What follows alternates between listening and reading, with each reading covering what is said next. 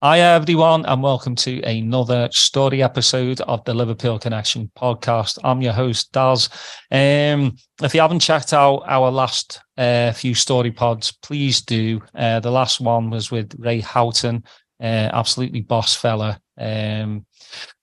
The one before that, I do believe, was our 3-year anniversary one with Jan Molby. Again, I couldn't ask for any better 3-year guest.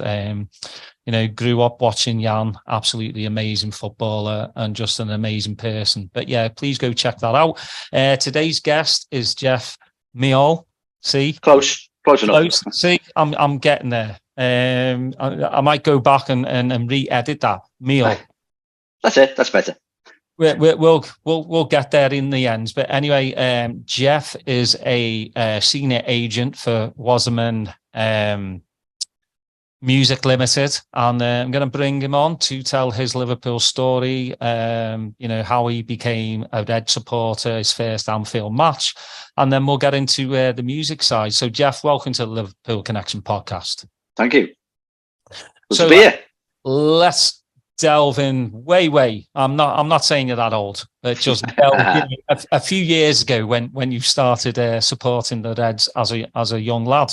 Yeah. So born in the late 60s in the South End. Split family. Dad's side were all Liverpool. Sort of can definitely go back, trace the Liverpool thing back to my grandfather, who used to take my dad and his sort of 7 brothers to the game. My mum's side are all blue, so my sister's blue. But I obviously got the good end of the stick and sort of, obviously got taken to the match by him. And that's how the story started, basically. So he was a season ticket holder up until the sort of late 70s, early 80s. My first introduction was, and he used to take my sister along, not that she enjoyed it very much, but we used to go to all the reserve games because back in those days, the reserve games always used to take place at Anfield, and we stand in the paddock, which is where his season ticket was. It's sort of, all through the 70s, probably went to sort of, most reserve games for, at least 5 or 6 seasons, because I think that was just a better introduction to football for us. The derbies in those days used to be great. They used to have about sort of, 25,000 people in them as well. So, they used to open up all the parts of the ground there. And then obviously towards the end of the 70s, he started taking me to a few games.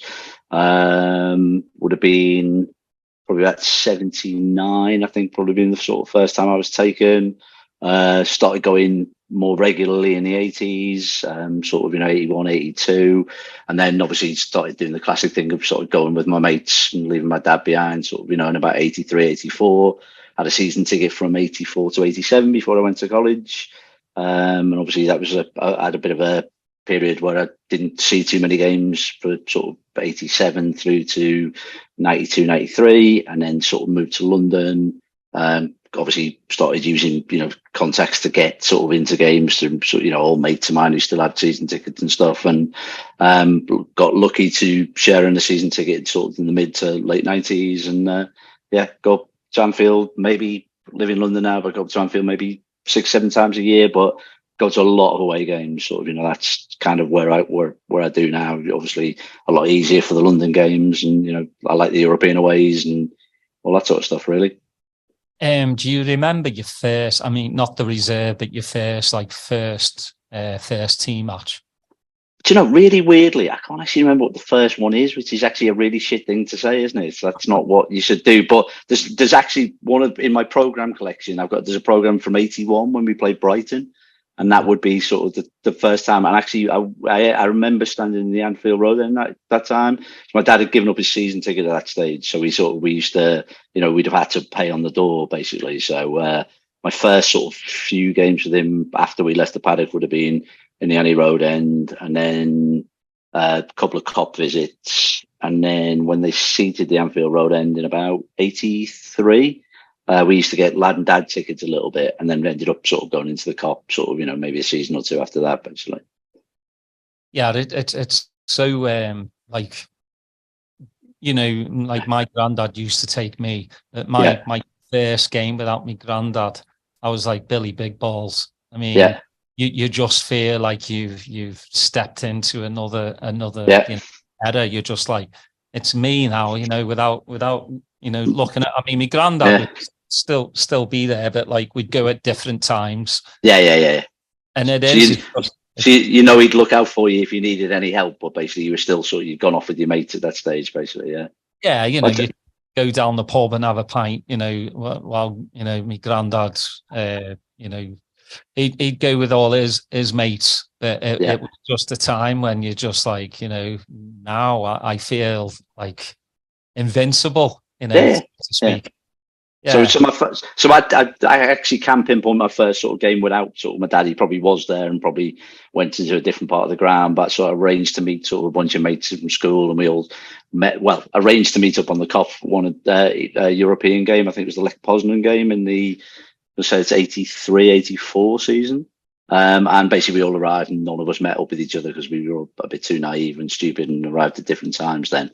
And, obviously in a massive, what was it, 24,000 people standing on the Kop in those days, so, we all said we'd stand in a similar sort of area and didn't find, but the next time we all found each other, and, the whole sort of match going with your mates sort of the experience took off from them, really. Yeah, it's, there was, I mean, for me granddad, there was always like a point after the match. He would just meet up with me just to make sure, I was all right and there was no trouble and stuff. Yeah. Same with away matches as well. He'd do exactly the same thing. He'd, go down on the train with me. Yeah. We'd just go different little sections of the away section. And he would just meet me after just to make sure, you're all right. And like, do you need any money? And it's like, usually, granddad, I do. Yeah, totally. Money for pints. Yeah. Excellent. So who was your, who was your poster player on the wall growing up? The first player I I fell in love with is like the right sort of expression you use these days, but it's Alan Hansen. I love the class of the man sort of as a defender, basically. To then see him sort of play live. I mean, obviously, he was in a team with Kenny, and you can't ignore the fact that Kenny was on the pitch, but there was just something about Alan Hansen and the way he sort of, held himself on a football pitch. Used to love the way he came forward as well. There's the very classic in the 5-0 Goodison away. He sort of like there's a scene where he just strides out and waltzes past a couple of players, and I used to love it when he did that. So he was definitely the first sort of hero. And when I was playing, I was always a defender, and so sort of like, although I was never tall enough to be a centre back, definitely that's probably why I gelled with him the most. So is it safe to say like your team was the 80s team? Yeah, totally. I've been watching, through 4 sort of decades now, but I was really lucky to, spend a lot of time obviously I lived in Liverpool. I went to a lot of matches, and, the 85-86 season, I think I missed 3 games or something. It was just, I was 16, 10 and 17, and, obviously the world's your oyster, and, we had a team where, sort of, it was the greatest season to follow them, wasn't it? And it was amazing. Yeah, it's I always have to pinch myself because from that team, probably 85 to like 89, I've been able to interview at least 9 of them. Because that's some of the best football that I've ever seen. And, apart from like the Klopp era, last season and not last season, that's just gone, obviously. But before that, a few seasons before that, I think that's the closest to the 80s kind of team that I've ever seen. The only other one I was, the Suarez sort of season, with sort of Brendan, that's the closest I think we come until Klopp came around. You could sort of go back to that. Yeah, exactly what you say. 84 to sort of, I remember the 70s side, of course, but that would have been more from the television and the occasional seeing one of them in the reserve game occasionally. But the 80s sides was just what a joy to watch. That time was. Yeah, they were pretty hard men as well. Steve McMahon, Randy Whelan, even Molby is just you don't see that as much like in a Liverpool team. Well, you're barely able to tackle nowadays. Exactly, yeah. But I think like I've always thought we needed. I still love Fabinho, that I wish we had Milner, if James Milner could have come in maybe, 6, 7, 8 years younger than what he was when he left. Yeah. I would have loved that because, he does his he lets you know, he's right next to you. And I think that's what we've missed a little bit, I think, in the Klopp era team. That's just my opinion. I'm sure people are like, nah, we haven't missed that. But I just missed that, the crunching tackles. I mean, that's sorry. Well, we grew up on it, didn't we? It was amazing. I mean, the players you mentioned in there, Mulby, what a fucking player he was. It was just again, sort of. I remember when he arrived, there was a little sort of settling in period, which obviously happens to a lot of players, but once he settled in, he was just, he was just a dream to watch. And I was there when he scored the goal against United, in the League Cup, which then we took us 20 years before we got to see it again. The story of that, and I still remembered it, and sort of as the hardest thing I've ever seen. A player hit a ball, into a goal. It was incredible. Tumbled down the Kop, sort of further than I've ever tumbled, sort of, before. Ended up sort of 50, 60 yards ahead of where we were standing. It was incredible. Yeah, it's mental how he actually told me the story. He had the videotape. Yeah. Nobody knew apart from I don't know how it got out.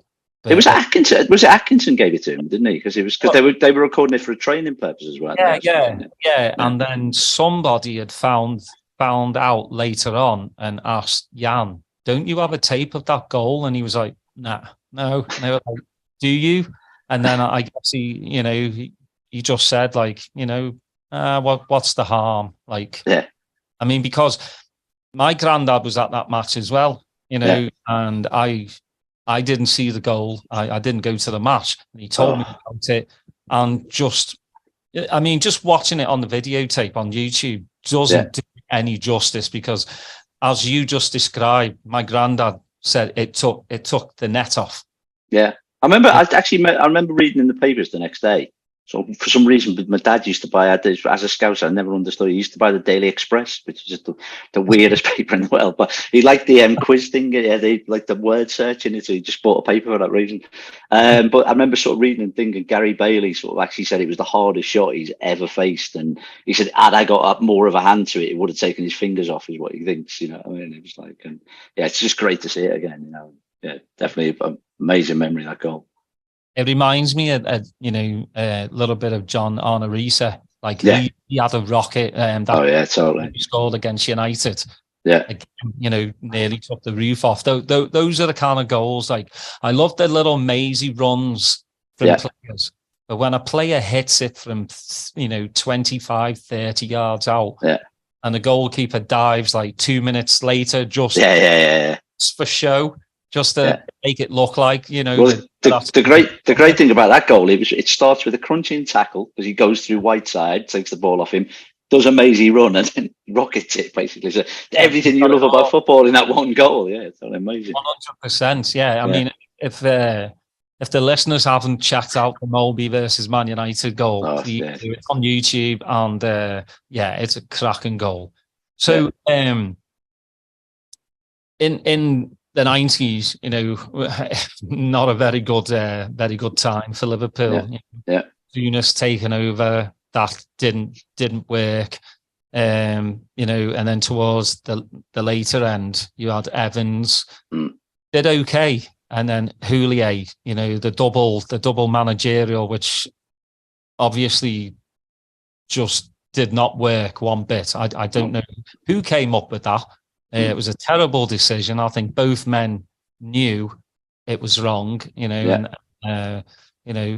thanks to Roy kind of stepping away, I think, probably, to this day, it probably eats at him.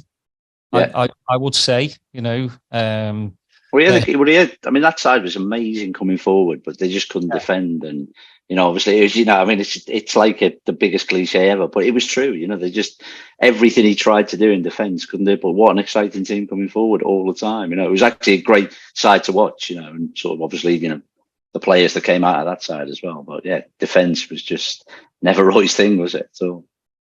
Well, I mean, in the first like Brendan years, same exact thing going forward were absolutely amazing.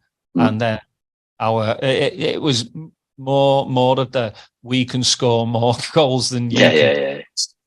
It was great. It was great to watch at sometimes, but many a time, you're biting your nails, just like how's this going to end? I mean, totally. Even 2-0 up, you're just going, no, we haven't got this. I mean, it's like a number of times people came back at us all the time. So.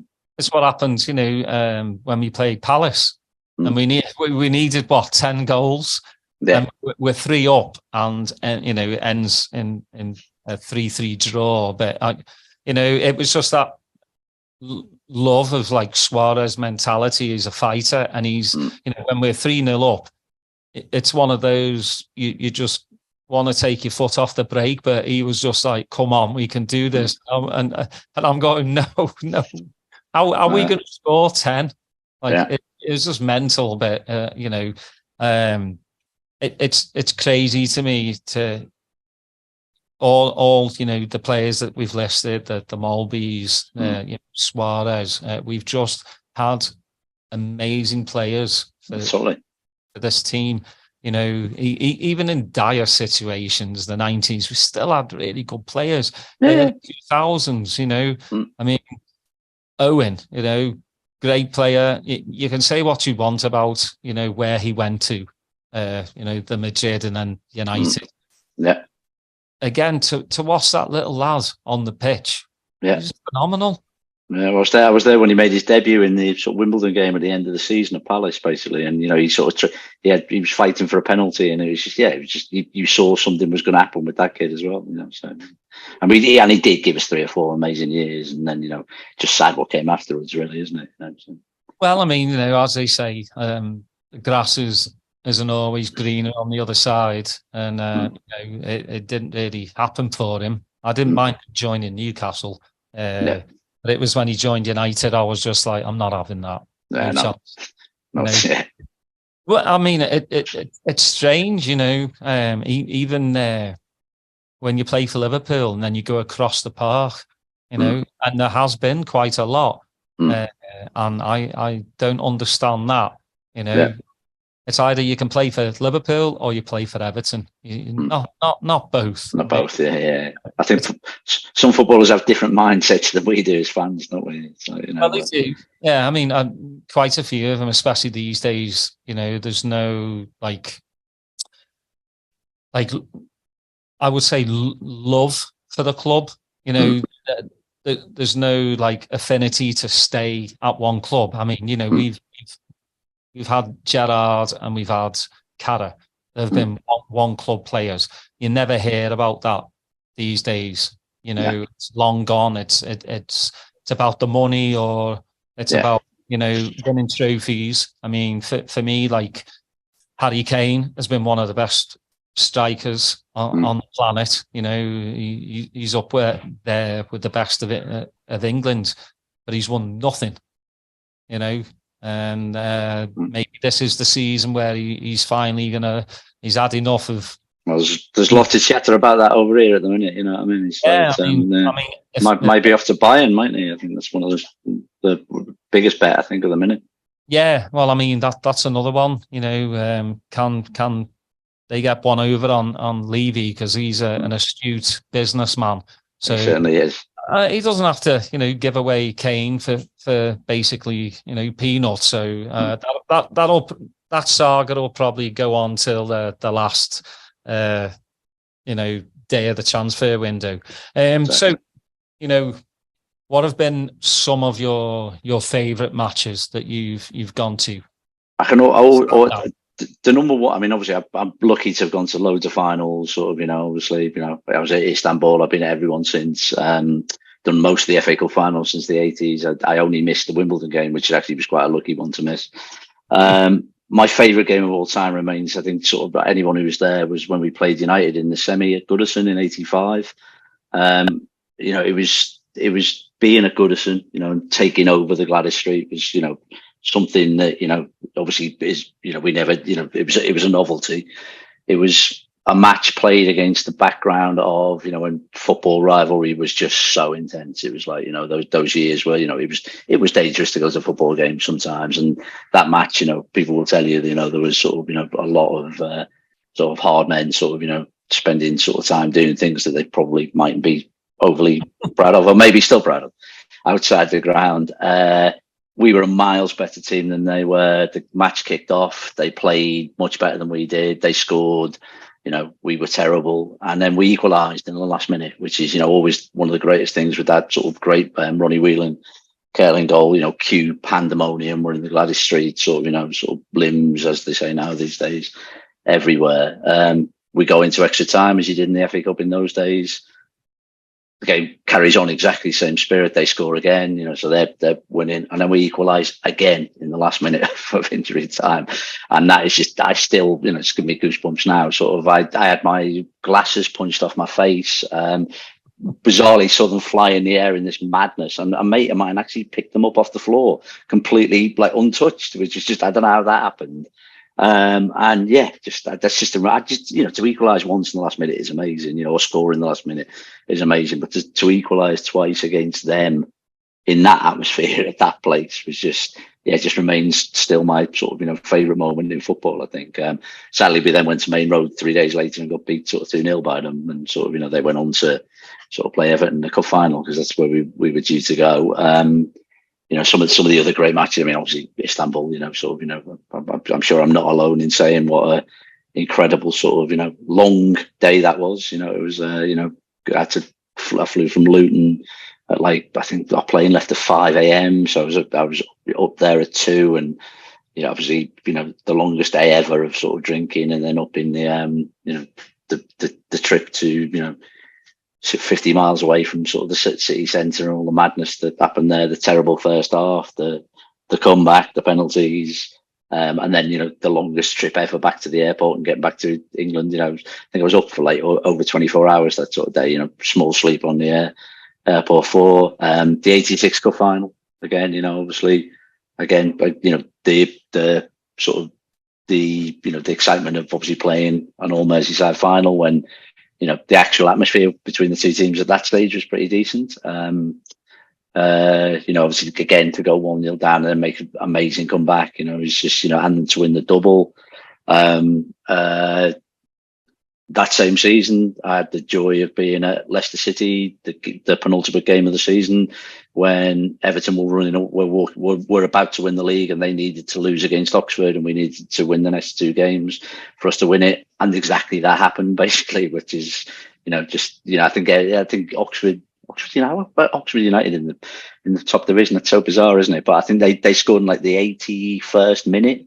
So obviously, that last 9 minutes of our game, at the same time as theirs, was incredible. So yeah, I mean, I've been lucky to be at a lot of big games over the years. I was at the 5-0. It's a fact, actually, the last game I ever went to with my dad before he died, the Forest 5-0, which is one of the the greatest performances from that mid-80s side sort of going as well. So and yeah, over the last few years, I've had some amazing times. Again, the Suarez season, that was the Fulham game where we sort of scored in the last sort of couple of minutes, to keep the sort of the run going. And yeah, what some of the stuff I've seen with Klopp over the last few years has been absolutely amazing as well. Yeah, it's for me, the away adventures are the best. Just especially now that we're in the Europa League, people are a bit pissed off, and this football club needs to be in the elite Champions League, but we're in the Europa League, we're in it to win it. But you get to go to, we don't know yet, but I'm sure away supporters will get to go to places they've never been before. And it's part of the adventure. And even though you got to take a boat, car, taxi, whatever you're plane, that's part and parcel of it. And that's one thing that I do miss, that I don't get to do the away matches, obviously. When I'm home, I go to home matches, but the away matches, it's too much for me. But for yourself, you say like last season. How much tougher, season that we've had ever before. But yet the away fans just singing their hearts out, every single time. If you go, I just wish sometimes people on Twitter would, just stop just complaining and maybe go on YouTube and just, watch an away match and just watch the away fans. Like I'm just so like proud of them. Just like they really just embody everything about Liverpool Football Club, if you know what I mean. Like we could be having the crappiest of seasons, still singing. Yeah. But he's got to take the rough with the smooth. I mean, I've been around sort of a long time, so I've seen a lot of up and downs. I started when it was only ups, and then the downs came, and the last few seasons we got the ups again, and a season like last year, it's just you just have to take it in its stride, and I did start at the start of this calendar year. I saw us lose at Brentford, Wolves, Brighton. It was just like the two draws of Palace and the draw at Chelsea, where we played awful. But it's still on my. I'll still do it every season until I'm sort of not able to, because it's just I love it. I love being with my people and having that sort of thing in your soul that we can't explain what it is, but we go along and we take the bad times with the good times. And luckily we've had some good times recently. Yeah, and I think that's I mean, we want more good times, obviously, but that's football for you. You get the highs and then you get the lows. So let's go into I mean, and football and music go hand in hand. Football, music, and fashion go hand in hand. You're part of the the music business. And I saw some of the bands that you've looked after, booked. Muse, Paramore, Zootons, who I absolutely love. How did you plan a career in the music side of things? Not really. I mean, I just basically ended up sort of, leaving Liverpool in '87. Went to sort of college in Oxford. I actually went to Oxford Poly, not Oxford University. And you've got myself involved in the sort of entertainment scene there, where, there's a few bands coming through and playing. So, I ended up becoming a sort of social secretary at the uni. So I started buying bands, that we were doing once a week off agents, which is what I am now. Basically, I didn't even know what an agent was. Like most people don't, that sort of, if you're not involved in live music. And, at the end of my sort of year of doing that at college, applied for a few jobs, in the music industry, because I thought this is where I want to be. And luckily, one company said, we've got a spot for a sort of trainee. So I shipped myself to London, basically, on a absolutely ridiculously low wage, sort of struggled for quite a few years. That was the toughest time to go to football, because I couldn't really afford to pay rent, never mind sort of go on football trips. But just picked up some experience and sort of learning how to book bands and learning how to sign bands. First you sign them, then you book them is kind of the the mantra of what our job's about. And this was probably the sort of early 90s. I started to discover a couple of bands that sort of started to break through. I was around at the time, sort of when my career was developing. Around the time Britpop developed, so I started looking after quite a few of the sort of Britpop bands, Gene, Super Furry Animals, things like that, Biss, Idlewild, and that started sort of the first levels of successful band booking I did. I sort of late 90s discovered Muse and was with them for sort of almost 20 years, basically, until a couple of years ago. And it's just it's an interesting job. It gets me to I get to travel around the world. I sort of I get to do things a lot of other people do, but don't be fooled. It's not as glamorous as it might sound. It's mostly tied to a computer. It's mostly sort of sending emails and doing logistics and sort of negotiations and knowing about European tax rules and European visa rules and shit like that. So it's very and dealing with egos of bands and sort of, you know, having to sort of book bands into festivals and stuff like that. So it's it's an interesting sort of life, and you know, I don't think I'd change it. Well, I certainly couldn't change it now because I've been doing it for nearly 30 years. So yeah.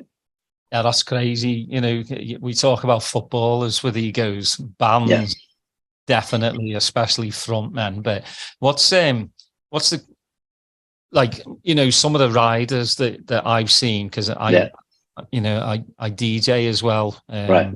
But, you know, me and my mates used to book, you know, top DJs, and some of the riders were just like, are you having a laugh? I mean, what are some of the craziest riders that you've seen for a band?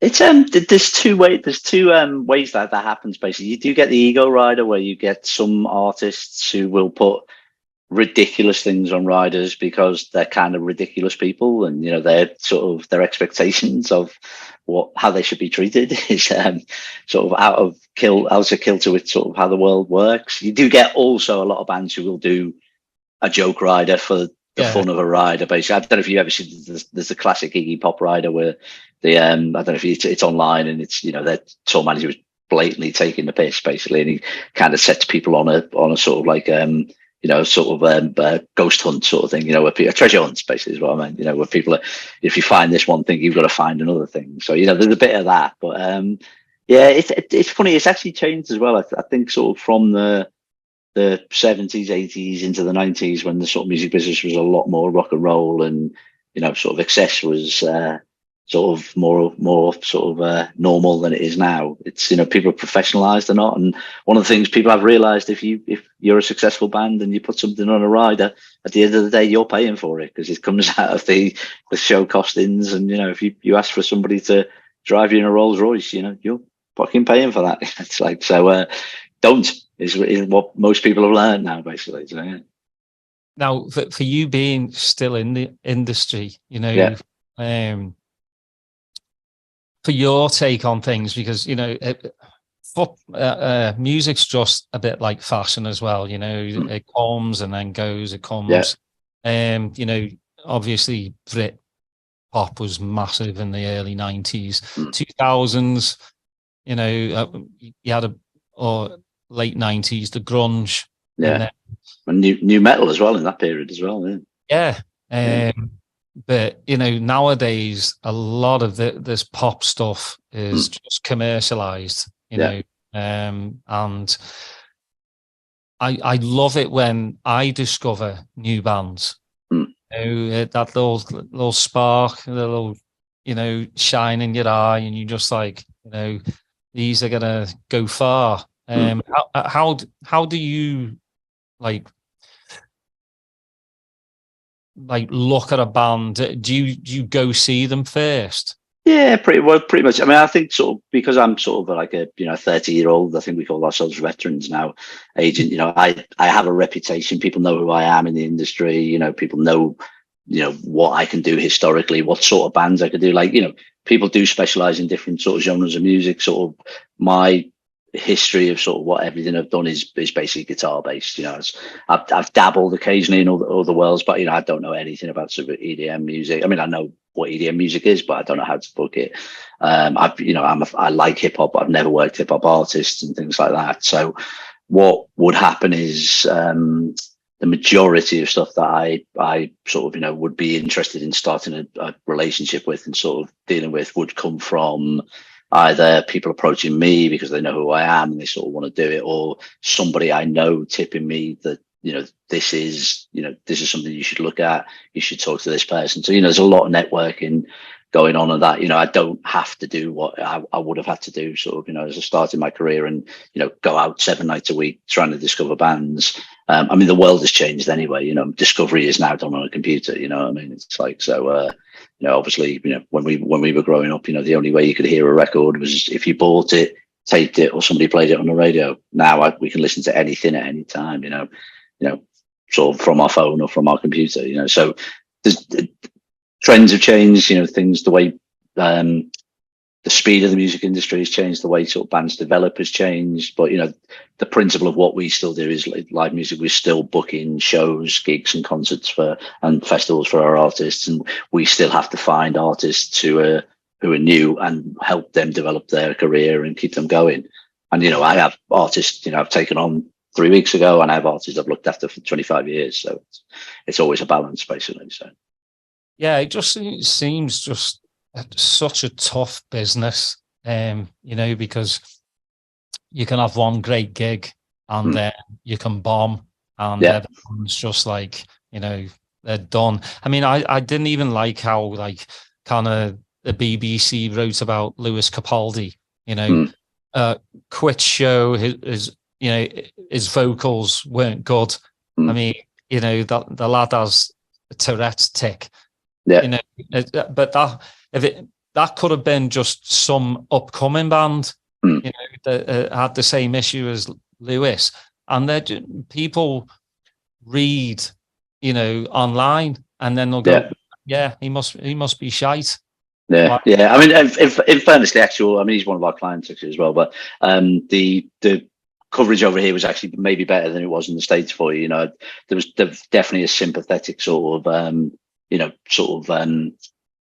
view from the press to what had happened and how he did. And I think he will come out of it. Obviously after he has a rest and sort of gets his mental health in a better place. I think he will have a rest. I think the industry sort of from when I started in the 90s has definitely got better. Still needs to improve more. Looking after sort of artists and stuff like that. I mean, artists are highly strung people. They sort of if you want to be a lead singer, you've got some thing in your head in the first place, and sometimes what then happens to you, success or not success, will affect you in ways that nobody expects as well. And I think the industry's got better, but it still has could still be better all the time. So I think, like, for me, a great story is Jamie Webster, singing Liverpool songs, and obviously that got him through the door, but it's his talent.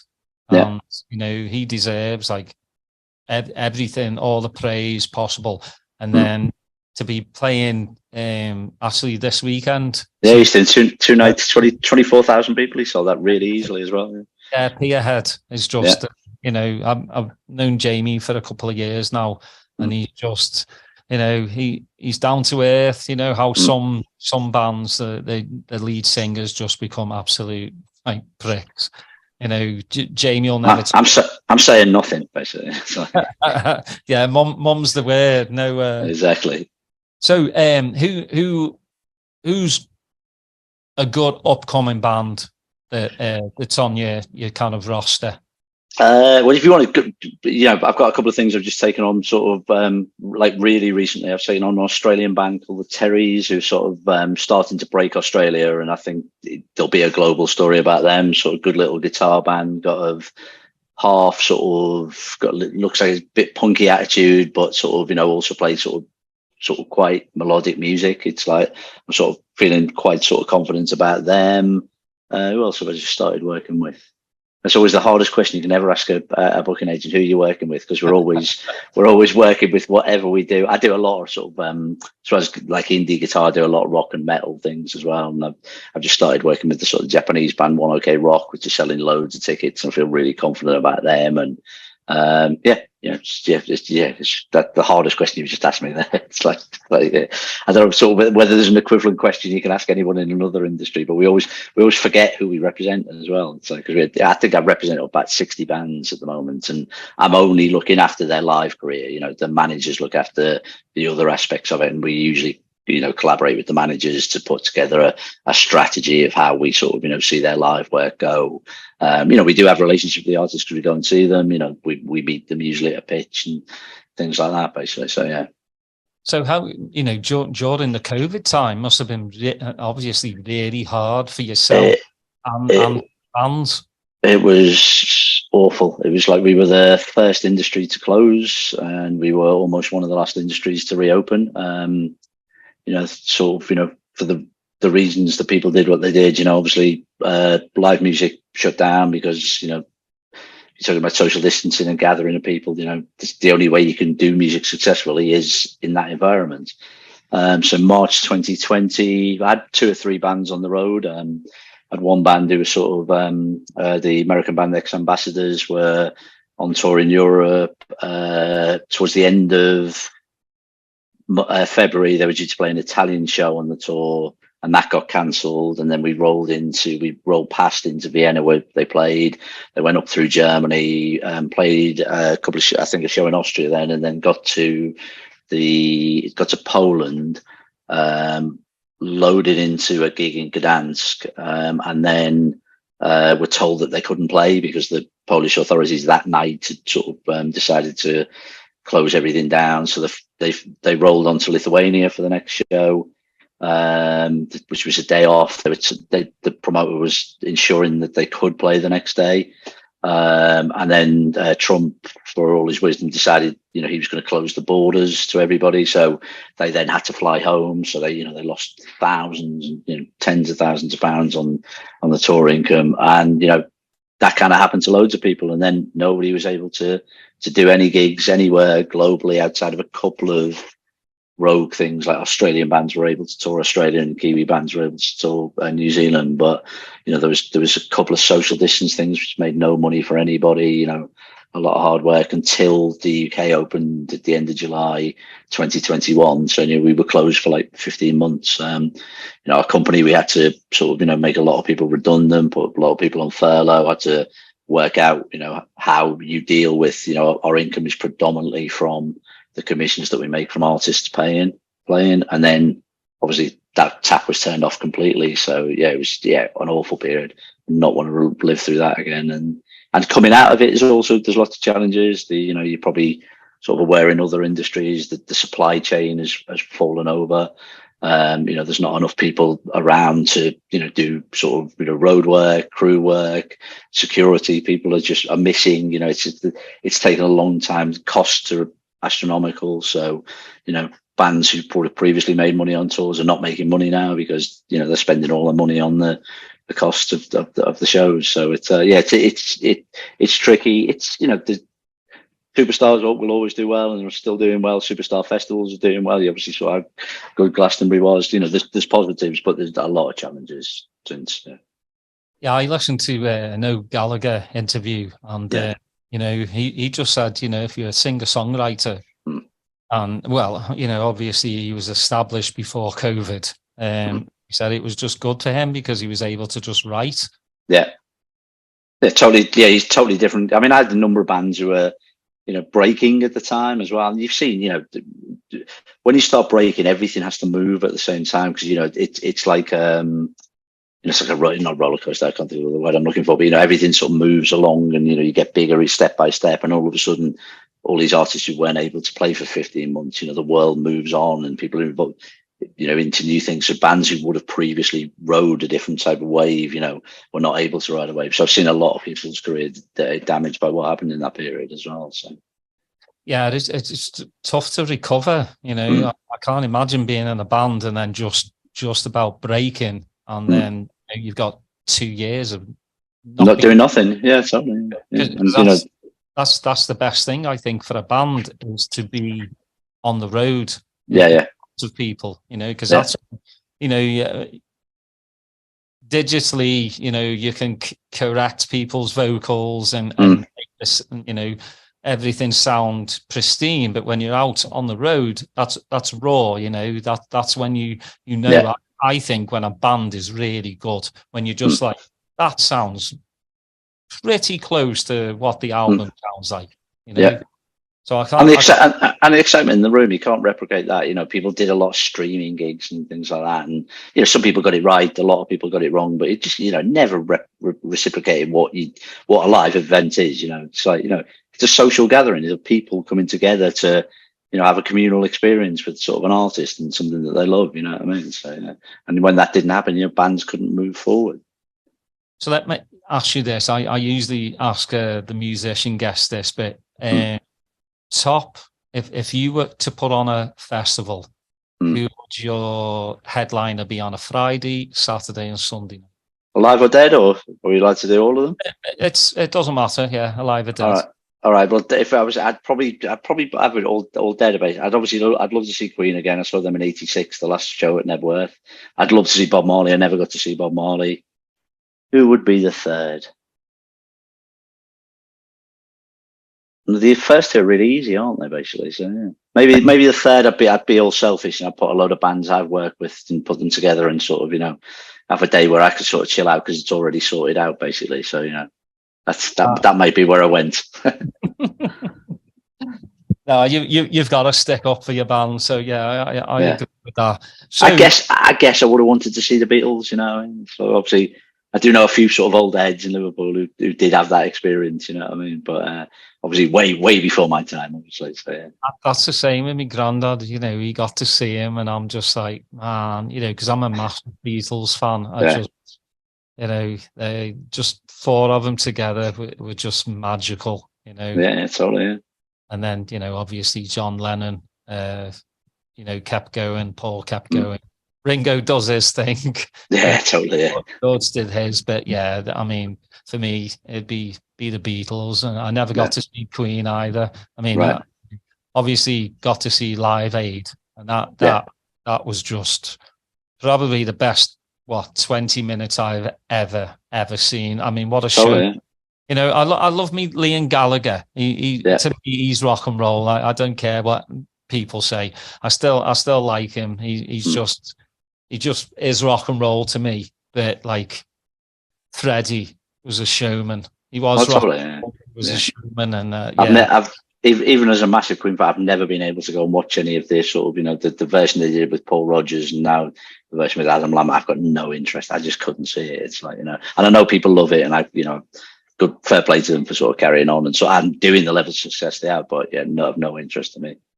Yeah, it's a bit to me. It's a bit camp, the new one with Adam. It's just it's just not Queen. Without Freddie, you can't have Queen. Just can't. Just if the Beatles and John or Paul had left, it wouldn't be the Beatles. It just wouldn't. Totally.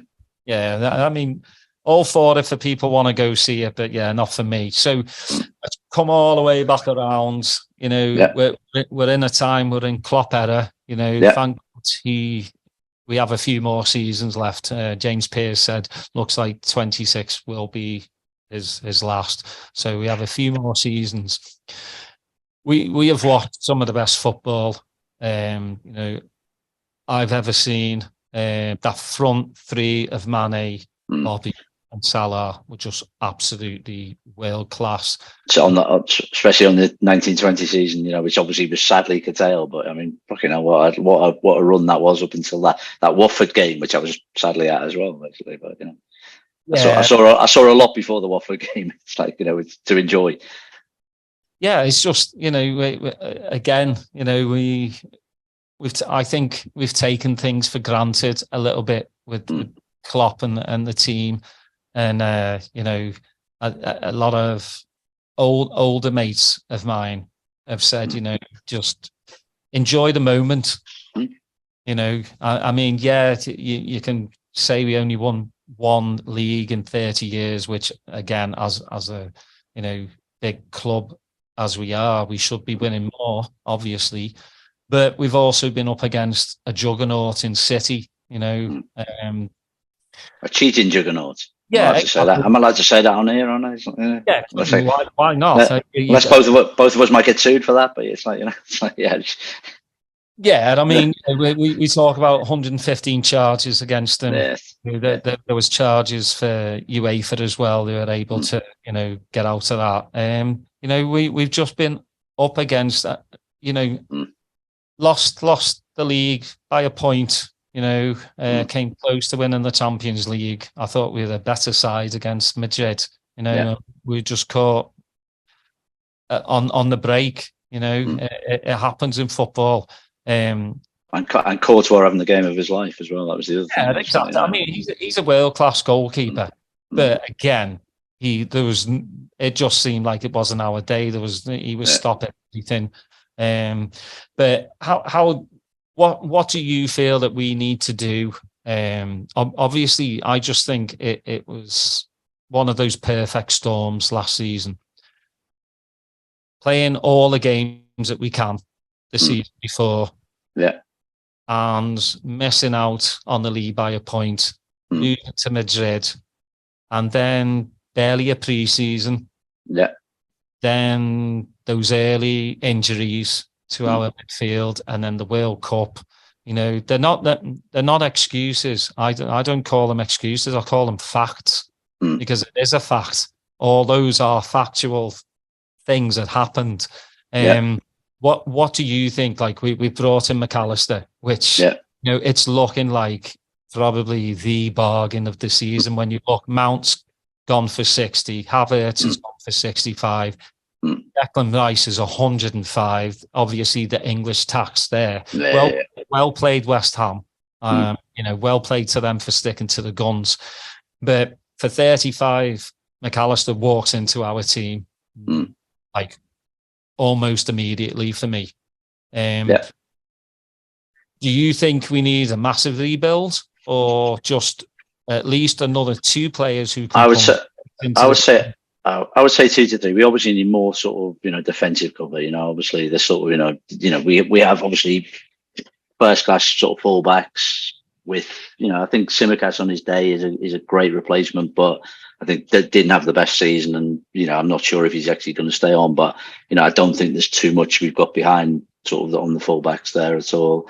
Centre backs didn't have a great season last year, but obviously, you know, we know what they're capable of when they can play. I'd like to see definitely, you know, 1 or 2 brought in sort of as, you know, sort of cover or development sort of there. I'd love to go through the next season with a sort of fully fit, functioning midfield. You know, we, as you say, those facts, you know, we didn't last season. You know, we had a bunch of sort of players who, you know, like in Milner's case, you know, he probably wouldn't have played the way he would have played if the other people had been injured, and, you know, he could have been used in a very different way. You know, at the Fulham game at the beginning of the season, to me, he was the man of the match when he came on in the 65 minutes, because he calmed everything down, and that's what he was good at. I think Fabinho had a really bad season. You know, I don't think Klopp expected him to fall off the cliff sort of like quite what he did. Hopefully it's I can't say that word, anomaly. I think I got it there. You know, and he may come back. He definitely played better towards the end of the season than he did at the beginning of the season, but was such an influential player in the seasons before that. You know, if McAllister can sort of, you know, bring strength in, I'd still like to see, you know, 1 or 2 more midfielders. You know, the forward line, I think we're happy. I'd love to see sort of Nunez settle down. I had a theory about him at the beginning of last season when he started playing. I thought he was like half sort of Zlatan and half Ronnie Rosenthal. And there was a period in the season where he was like 90% Ronnie Rosenthal and 10% Zlatan. He's like, it's either a worldie or a sort of miss on the goal line. You know what I mean? But I mean, he's obviously a raw talent. Gakpo, you know, came in at the worst period, and, you know, we played him in years and looked like like he was a terrible fit. But man, did he settle down? And, you know, I think he's somebody who, you know, we're going to play around his style a lot next year. Salah didn't have his best season, still put in 22 goals, you know, and, you know, he's still young and fit and, you know, capable of, you know, coming back into form. So, you know, with the squad's there, it needs a bit of work, you know, to sort of make it a little bit stronger. And we've got to get rid of the mistakes that we made last season. But, you know, I'll put some of that down to everything you're saying. You know, we were running on sort of empty by the time the end of the season before came. You know, the short break, the World Cup in the middle of, you know, a lot of things conspired against us and the injuries. So, you know, I like to put that behind. You know, Klopp's definitely the man to sort of, you know how to fix it. And I'm sure there is, you know, for all of my moaning on my Liverpool WhatsApp group, which Big Tony's part of, you know, I'm sure there is sort of work going on to try and sign somebody else, you know. So, yeah. Yeah, that's the thing. I think, you know, with the whole FSG thing, it's just left a bad taste in people's mouths, you know, not bringing in a midfielder last season. Well, we did, but, you know, we all know how that turned out with Melo, you know, just absolutely. He's going to be a quiz question in years to come, isn't he, basically? Sort of, you know, he's like, you know. Yeah, probably how many minutes did Melo play? You know, I mean, it's not his fault. I mean, a lot of abuse was at him. Not his fault that he was doing extra training, he got injured and it was a bad one. So, we should live and learn. But I think there's just a bad taste in people's mouths. I mean, we already brought in McAllister before the window even opened. And I think everybody's quite a lot of our fan base now are, they're like, where's the next one? Where's the next one? I've got, again, sort of the arguments we have on our WhatsApp group, but I've also got a theory that, and I'm definitely not angry in any shape with Klopp whatsoever, but I also think some of it is down to him, because I think he is so definitive in the type of players he wants. And, he waited for Van Dijk, he waited for Alisson, which, to the detriment of half a season before Van Dijk arrived. Our defence was a shambles until that happened, basically. And I just think I think he won't ever settle for, a stopgap, where maybe last season would have been the time it would have been beneficial, but, he's only after definitive players to fit systems that he wants to play. And, maybe it was a bit of sort of tightness from FSG, but equally, I think part of it is Klopp, wasn't going to buy a player he didn't want.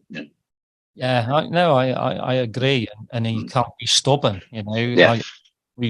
we should have let a few players go the season before. Ox and Keita, 100% should not have been in the squad last season. I mean, I think I saw a stat where they barely played 7 games between them, which is just horrendous. And for me, I'm starting to think of like Thiago as a luxury player now, because he play more than 25 games a season. It just seems, but I have belief. I'll always have belief in this squad. Even if we've had horrible squads before, and we still believe we are still Liverpool Football Club. I still think we can compete against City.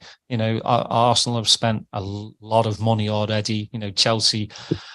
How in hell they've spent 600 million is just beyond me.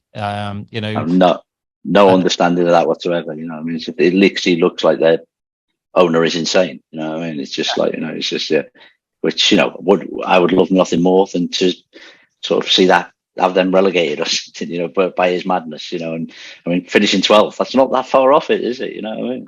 Exactly. So, money doesn't always buy you, what you want. I trust in Klopp, as I know you do. I know a lot of listeners do as well. We just have to believe. I think we'll go again if we can get these players bedded in. I think we'll challenge. I really do. I think if we do keep him, I think a back on form Fabinho is he was for a while he was the best defensive midfielder in the league, and then last season he wasn't. It made a hell of a difference to everything that happened to us last season. Yeah, I just think they needed to go away. I still find it insanity that some of these players are still playing internationals, especially after the World Cup and what the short pre-season last season. It's just mental. I think FA and FIFA and UEFA cheat some of these players. Like they're just crazy. Yeah. At least Mo's been having a nice time. He looks like he's having a good time on holiday. Yeah, he does. Both chilling out and keeping fit as well. So he obviously posts his fitness videos as well. Yeah, he'll. I think again with the right additions, I think we'll see Mo get back to his best. I think Nunes will have a breakout season. More Zlatan, less Ronnie is what I want to see, basically. Yeah, please. If he can change that to 90%, 10% the other way, that's better. Yeah. Well, on that note, we'll leave it there. But yeah, thanks so much. No worries. Good speaking, mate. Telling your story, and it's always great to. Doesn't matter, who you are. If you have a Liverpool story to tell, it's just fascinating. Every walk of life has a different story to tell. It's the same. We all love the same football club, but it's how you arrived to supporting them, and where you came from and all that. So it's always great to hear. Excellent. All right, nice speaking to you, man.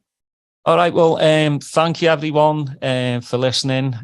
Please like and subscribe. And like I said, if you haven't checked out the Ray Houghton one or Jan Molby one, please do. Until next time, I'll see you later.